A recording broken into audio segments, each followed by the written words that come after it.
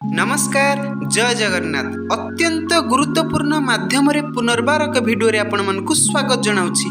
एही भिडियो रे मु आपण मानकु से बापा को नेकी गोटे सुंदर कविता टे कहबी। भिडियो एंड तक देखंतु, जमार भी स्किप करंतुनी। भिडियो को स्टार्ट करबा पूर्व मु आपण मानकु कहि रखिबी, जदि मो चैनल को नुआ आस्थिबे निश्चित भाव में सब्सक्राइब करके रखंतु, कहीं यही भाया related video YouTube content video यही चैनल माध्यम पाई परिबे।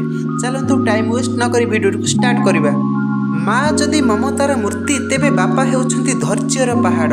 बापा बापा शब्दर अर्थ हेउछि बार हेला वायु पार हेला पानी। बापांको प्रेम सबुबेले नीरव थाए। से केबे मुह खोली कहंती नाही जे से आमको केते भल पांती, किंतु तांकर प्रतिटी काम प्रतिटी बलिदान केवल आम खुशी पाई थाए। निजे फटा जोता पिंधि आम पाई नुआ जोता किणी आनुथिबा मनुष्यटी हेउछंती से बापा। निज स्वप्न को मारी आम स्वप्न पूरण करिबा पाई जे दिन राति परिश्रम करंती से हेउछंती बापा। बापा घरर छात परी जे खरा वर्षा शीत सबु निजे सही आमको सुरक्षा दियंती से हेउछंती बापा। आपण माने जानिछंती, बाहरु नड़िया परी कठोर दिशुथिले मध्य भितरु से अति कोमल। बापा थिला जाए दुनिया रे कौनसी कष्ट आमको छुई पारे ना। सतरे दुनियार सबुठारु धनी मनीष सीए जहा मुंड उपरे बापांकर हाथ अछि। धन्य तुमे बापा। आपणकर एक कथा भी मन थिबो, पिलादिने बापा मंदिर को नहीं जाती, भिड़ रे ठाकुर न दिसिले बापा कांधरे बसाई दियंती। हेले पिला जानी न थाए जे जी ताकू कांधेइछि से ही तार असल ठाकुर बोली। आपण माने गोटे कथा जानिछंती, जणे बापांको सकाळ तांको संतानर आवश्यकता सहित आरंभ हुए एवं तांको राति तांको संतानर भविष्यत विषय चिंतार सहित शेष हुए।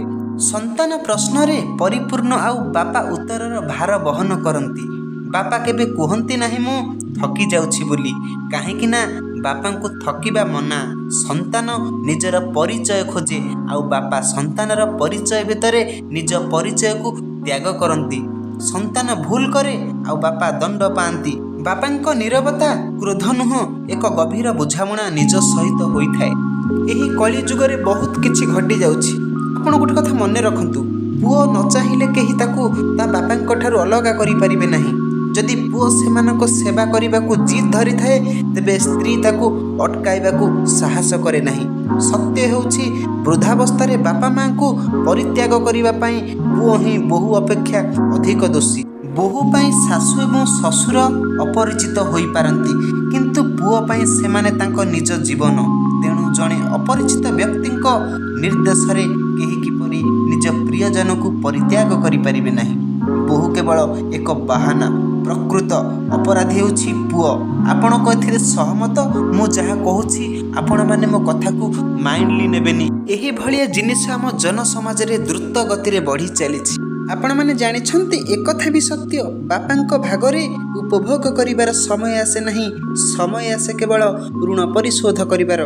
बापांको भागरे मजा मस्तीर समय न थाए, समय थाए केवल दायित्वर भार। जणे बापा समस्तंकर भल पाई निज जीवनर समस्त समय को परिवार पाई उत्सर्ग करि दियंती से हेउछंती बापा। आउ सर्वशेष रे जेबे परिवार रे बापांको आवश्यकता सरी जाए ना एवं सेई बापा अकामी हेई खटरे पड़ंती, सेते बेले सेई बापांको तांको कर्म फल काहि आजिर किछि परिवार तांको भूल बुझंती। एक कथा भी सत्य, बापा सबु बेले एका। जणे बापा केबे प्रेम पांती नाही।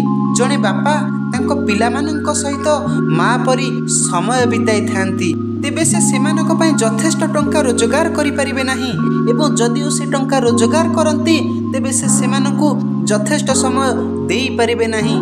बापांको सब बेले सुनिबाकू पड़े जे से कोन करिसंती। बापांको त्याग को केही देखंती नाही।